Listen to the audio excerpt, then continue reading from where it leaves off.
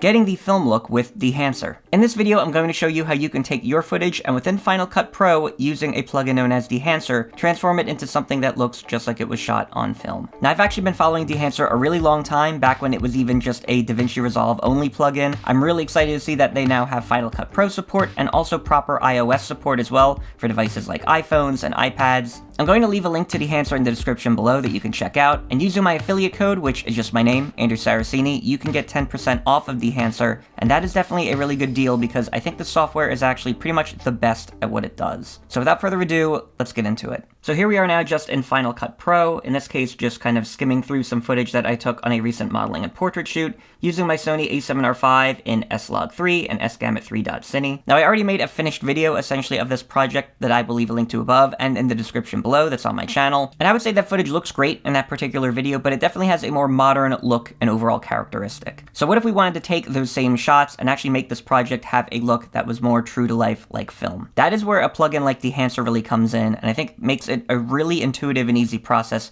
for being able to give that sort of look to your footage. So again, in the Final Cut Pro timeline, I really just have the original S-Log3 footage. Other than some maybe exposure and white balance corrections, nothing else is applied as of this moment. So if we were to go into the effects browser over here, and in this case, I will just have it selected to all video and audio, and if I were to just search for Dehancer, you're going to see the main Dehancer plugin appear. In this case, I can take this and just drag it over to my shot. And ultimately, there's a couple of different ways you can apply Dehancer to your footage, and I'm going to demonstrate both. So say if you shot in log, you can pick a given camera profile and have Dehancer essentially bring your footage up to a Rec 709 grade and start to add different things on top of it. Or you can start with something that is Rec 709 footage, right? I could apply a LUT to this particular footage, or start with a more generically color graded shot and then apply Dehancer to that. In this case, we're going to go with the camera profile and kind of start from scratch. So here I'm going to say my source is not Rec 709, it is in fact a camera, so we'll choose our camera.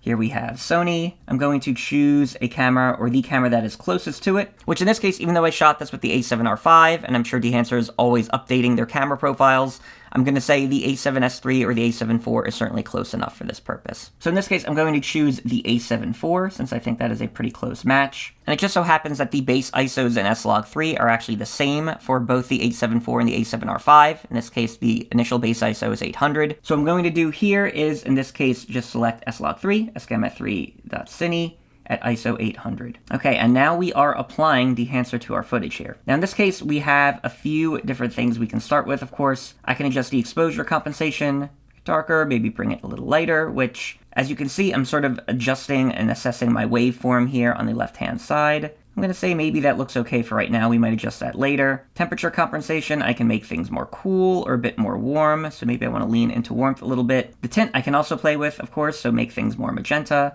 or lean them more green. I think probably leaving this neutral where it was is fine. Now this image already has a sort of look applied because we have a film profile that we're using. And in this case, this is really where some of the magic of Dehancer comes into play. Because Dehancer has actually really studied and done analysis on all the different film stocks that exist over the years and has done their best to replicate those emulations within their plugin. So as you can see right now, we're utilizing Kodak Vision 3 250D, and I would say this looks good. This is what you'll see with it off, so definitely looks a little bit more Rec 709-like. In this case, it definitely has a little bit of a sort of blue hue, but there's a lot of different options we can choose from here. Maybe if we wanted a classic Kodak Gold 200, that starts to look a bit more like the original image. If we were to choose something like maybe a Fujifilm Instax, give it a sort of more warm film characteristic look. I think Kodak Portra 160 is another nice one. This is going to look also very neutral, but sort of keep things in a very sort of organic place. Getting back to our Vision 3 250D look, let's also try something like Ektachrome, which definitely has a different look here, but I like this as well. Certainly a different characteristic, so let's maybe go with this for right now. So going forward with Ektachrome here, one of the things you're going to see is there's just a lot of really nice tools here. Film compression is ultimately going to shift the highlights back more towards the midtones range, so we'll give sort of a perceived increase in dynamic range, you might say, and sort of a softer, more filmic look. So here you can see it without it enabled, and then if I just enable film compression, you're going to see, especially in some shots around the makeup artist's face and some of the sky there, we're getting a little bit back. So I like the look of that. I think another really nice tool of Dehancer is being able to adjust your black point and white point very easily. Now, of course, you could do this with something like color curves, where you have sort of the Luma option here, and you could control that to do a very similar effect. But in this case, just having a slider and being able to adjust that makes this very, very intuitive. So here, as you can see, you can decide how contrasty we sort of want to get with things. And honestly, this feels pretty balanced. I'm not sure I really want to do too much with this, but maybe bring the white point up a bit. Maybe bring our black point down. Maybe bring our black point up ever so slightly. That looks pretty good. And then you have, of course, the film print section here. And film print overall is going to be sort of the final step in an analog movie production phase. And in this case, you can think of as sort of a finishing or final look that you would apply to whatever you're doing digitally. So here with linear, we're essentially just passing it through, really not doing anything or much of anything here, as you can see. In this case, we can choose some of these other different options. Cine on film log makes it look a lot more flat. You have the Fujifilm 3513, which I do think looks pretty good. Kodak 2383 is a very popular film print. I do like the look of that. I think the Kodak Endure is a little dark. So I'm going back and forth between the Fujifilm and the Kodak. Let me go with the Kodak in this case, but maybe I just reduce saturation ever so slightly. We'll change the color density here a bit to maybe just punch up the skin tones a bit. We play with the tonal contrast just to see what that does. I think I'm okay with that sort of where it was. And again, yes, we can finally adjust exposure here if we feel that's necessary. And I think we'll go forward with that. Now in this case, we have the film grain plugin. And honestly, I think if there's one plugin I would use Dehancer for time and again, it would be for film grain. Because I don't think there's really anything that does film grain as well as Dehancer does out there on the market. So in this case, we have it applied as of this moment. So let's just take it off. And of course, as you can see, we have a pretty clean image without any film grain applied here. But one thing I do think we should do is just to utilize it. But say if we were to turn it on, we have the ability to choose either positive or negative grain. I do like the look of negative grain in this case. Now, as you increase the grain size, of course, that's going to make the different blocks a little bit choppier and the film grain a lot more pronounced. So if we make that very large, what you're going to see here is just this looks a little too obvious, maybe, a little bit too much. So I'm going to tone that down and maybe bring that into a much smaller range. Let's say maybe something like this. Now again, we can play with the amount here, and I would say 100 is probably way too much grain here. So if we dial that back a bit, maybe to say 5 or something like that. And now we play this through. This looks a lot more organic and natural. Now again, there's a lot of different options here you can adjust when it comes to film grain, but I think just looking at this is looking pretty good as of this moment. One thing you might have also noticed at this point is that playing footage back with Dehancer applied might look a little bit choppy. Now I do have a separate video on this channel that I will link to above and in the description below that talks about some different enhancements and things you can do if you're on an M1 or M2 Mac and trying to optimize Final Cut Pro. I will say, as someone that owns an M2 Max MacBook Pro, and that even though in a lot of cases I think you can get away without rendering your footage or having background rendering enabled, rendering your projects when you're utilizing Dehancer might be something you want to do, just because this is a very processor and GPU intensive plugin. So as you can see, playing back through this clip, it just looks a bit choppy, not having rendered it. If I were to do a Control-R and explicitly render this clip, what you're going to see is that this should play back a little bit more smoothly. So as you can see, playing things back after having rendered it looks a lot more smooth and what the actual clip is like. So now we have effects like halation and bloom that we can add. And this is going to add sort of a bit of glare and sort of softness to different more brighter parts and highlight areas of our footage. And again, I would say these are two areas where Dehancer also really shines in terms of adjusting or sort of adding a little bit of pop to your footage. So here we don't have any halation applied right now. If I were to just enable this by default, you're going to see it's a very subtle sort of change, but we can also increase the amount of halation that we're seeing here. We can adjust the smoothness of the halation. Again, probably not going to be a significant difference here in this case, but I do think is a nice little effect. Again, you'll notice my footage now looks a little bit choppy again because I've made a change in Dehancer. So pretty much every time you make a change, you would need to re-render the clip to have that effect applied and have the footage play back smoothly. In this case, if you do want to expedite that process a bit, you can go up to Final Cut Pro, Settings, and then just turn on background rendering, at least while you're working on any particular project that has Dehancer. Now as I go through all the different editing and adjustments with Dehancer, this should ensure that it still plays back smoothly. So we're also going to play with the bloom setting here in this case, and just see what this might look like.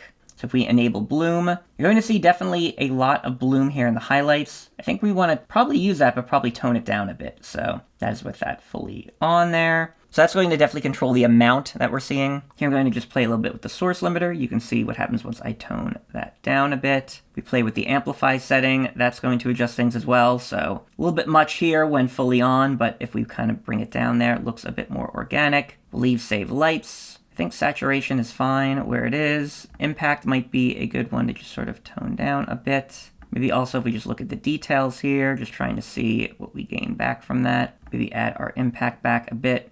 Turn that off, turn that on. So now you can see just some other little areas like the railings. We have just a little bit of bloom here, and that just adds a little bit of pop. Now there's a bunch of different effects that Dehancer has overall, and I'm just going to skim through these really quickly so you can get a feel for what some of them are. In this case, yes, you can apply a vignette if you wanted, so really simple way of being able to do that, right? You can adjust the size on that, how large you want it, how much you want that feathered. You can adjust the aspect ratio, where the center point of that is. I actually don't even know if we need a vignette in this case necessarily, but I might do just a little one here. Now you also have effects like film breadth and gate weave that you can utilize, which again mimic different aspects of film here. Not going to get into these too much, but definitely some options you can play with. One thing that I think is really cool in the monitor section is that you have a false color LUT, essentially, that you can apply to the image. So if I were to flick this on, you're going to see the false color range applied, and not just the false color applied, but also you have a dedicated little range and scale here along the side. So you can see exactly where your skin tones sit if you want to judge exposure and sort of gauge exposure overall that way. So definitely a useful tool if you're trying to grade your image and sort of push and pull it in different directions, particularly if you shot in log and want to make sure that your skin tones and your highlights stay in the protected areas that you wanted them to be. Now the output section is also very important because here you can actually dial back just how much you want all of the different Dehancer effects and everything you've said above applied. So again, if you wanted sort of a half strength option here, say especially if you were working with like a Rec 709 image, or you just wanted to sort of apply a light stamp, maybe a film grain or something on here, and a little bit of a color grade, this is really useful. And another really cool tool that you have here is the LUT generator. So yes, you can take everything that you've done and set up with Dehancer with your particular clips or footage, export it as a .q file, and now you can apply that in myriad different cases across other footage, other projects, and so on. So again, we have our plain A7R5 S-Log3 image that we had before without anything applied, and now we have that same footage applied with a look to emulate film done exclusively using Dehancer. And now being in Final Cut Pro, if we wanted to take the same approach and apply it across a bunch of different clips, we have a number of options to do this. I could take this clip, do a Command-C, and then maybe select a bunch of other clips, and do a Command-Shift-V to paste those different things on. In this case, just maybe paste the Dehancer Pro plugin here under Effects. So of course, if I want to do it that way, that is how I would accomplish this.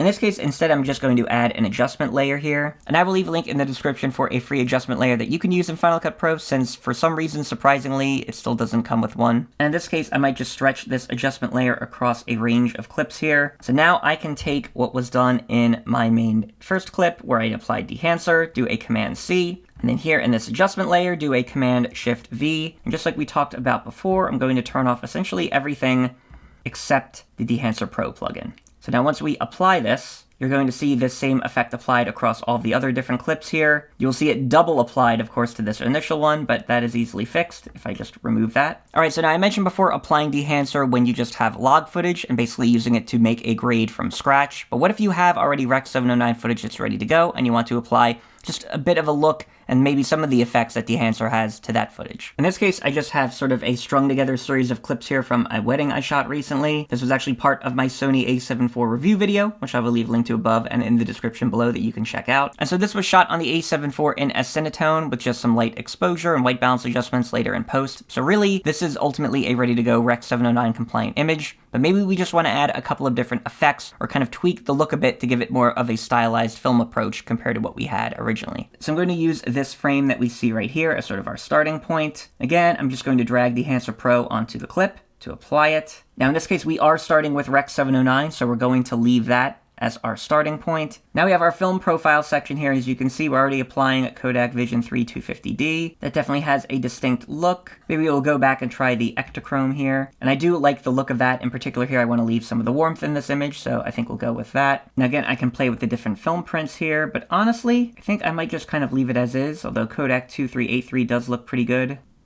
That's with it off, that's with it on, so maybe we will leave that. And just if I skim across the other parts of this image to see what that looks like, I think that has a good look. Here I'm going to go down to the film grain section and actually just remove it. I don't want to necessarily use any grain for this, though I might want to add some halation in here just to see what that looks like. And I might want to also add some bloom because I do think we're going to have a decent amount of highlights here. But I probably want to tune that bloom down just ever so slightly, so maybe the 30 range, just so it's sort of a subtle effect. Let's also add film compression to this, so you'll see, get back a little more dynamic range, gives the image a bit more of a filmic look once we do that. You can certainly take almost ready to go footage and give it just a little bit more punch and pop. I think that's almost an equally important use for a tool like this, rather than just having to maybe do a grade completely from scratch. All right, and now for maybe a bit of a change of pace, let's talk about what you can do with Dehancer for iOS on your mobile phone or your iPad compared to what we just showed here on the desktop or laptop version within Final Cut Pro. And so I just have an iPhone 14 Pro here, so let's show what Dehancer looks like on this. So if I were to just launch Dehancer here from my home screen, now what you're going to see is Dehancer can support opening both photos and videos from your mobile device. So this is also a good photo editing tool as well as video when it comes to using it on a mobile device. Now in this case, I'm going to select this clip here, which is just a vertical snippet from that same modeling and portrait video that we were looking at just a moment ago. Ultimately, this clip did have a LUT applied before I exported it from Final Cut Pro, so we are dealing with essentially a Rec. 709 image. But let's see how we can take this clip and give it some similar characteristics of film as we might have done, say, if we were in the desktop version of the app. So here, as you can see, you have a number of preset options that you can choose from in Dehancer in its mobile version. And not just do you have these presets, but they also show a very convenient sort of preview in terms of what these would look like if and once they're applied. So this makes actually skimming through them very, very easy. And I might choose to go with something like this Kodak Gold 200, which I think looks very nice. And of course, I can play back the clip here in the viewer,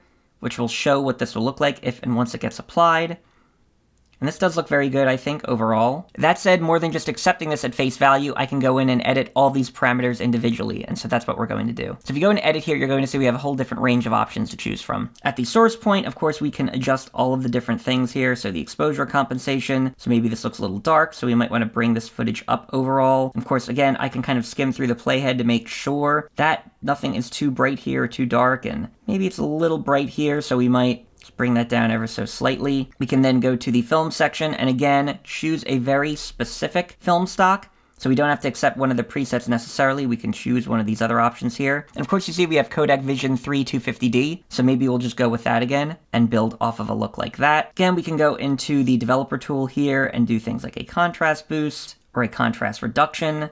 So maybe we'll do a slight reduction here. I think gamma correction and everything else looks fine. We'll go to the compression section. Again, we could adjust things here if we need to. I think these look okay. The expand section, so again, very useful here because we can take our black point, adjust that, depending on what we think is necessary. I do think this looks okay as it is. Maybe adjust the white point ever so slightly. Maybe bring that up a little bit. And now if we go into the print section here, as you'll see, very similarly to what we would do, say, in the actual desktop version of the app, we can choose the same finishing kind of output prints here. So maybe we'll go with Kodak 2383. I think that looks pretty good. Maybe we'll want to play with contrast a bit, although I think that looks okay as is. Exposure we can adjust here. So again, maybe we'll let that sit right around there. Now we have the color head section, so we can play with this a bit more. So again, maybe this looks a bit blue here. We want to bring this into sort of a warmer color tone. I think magenta green looks okay, but that would be on the green side. This would be on the magenta side. So maybe just adding a little bit of magenta in here would look better. Here we have a difference between cyan and red. So that's leaning into the red tones. That's leaning a little more into the cyan. Might lean a little more into red. I think that'll be okay. And then again, you can adjust the impact of that overall. So if we wanted to bring that down versus bring it up to what we adjusted. And again, here, of course, we have the film grain section. So now we can choose, again, what we want to do here. So maybe we play with a certain size grain. I think, again, we don't want something too big. So I'm thinking we'll stick to around maybe the 1 mark. Again, in terms of the amount, we don't want to do too much. So again, maybe keep that like around 5 or so, maybe a little bit closer to here. Halation, we can add halation in just as we could in the main desktop app. And bloom, yes, equally, can add a little bit of bloom here. Also in the print section, worth noting, we have the Analogue Range Limiter again. So if we want to just turn that on,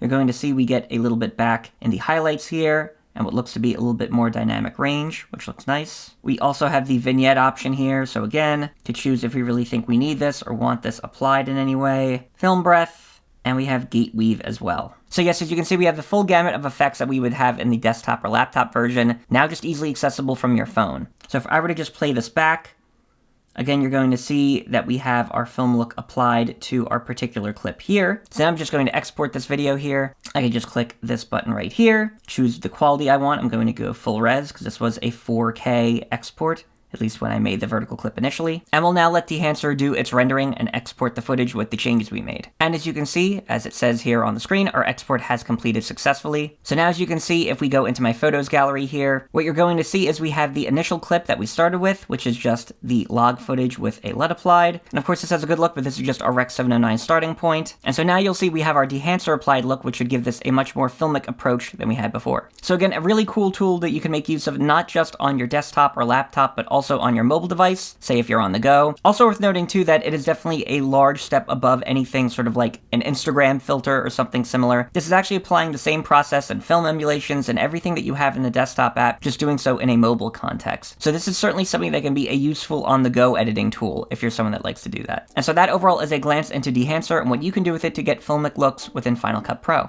Hopefully this video has been of some help to you. Feel free to leave a like and subscribe if it has. Again, links to Dehancer are in the description below, and definitely if you're curious to see more on color grading and different Final Cut Pro videos and tutorials, subscribe because there are many more on the way. For now, that is all I have to say, so thanks for watching.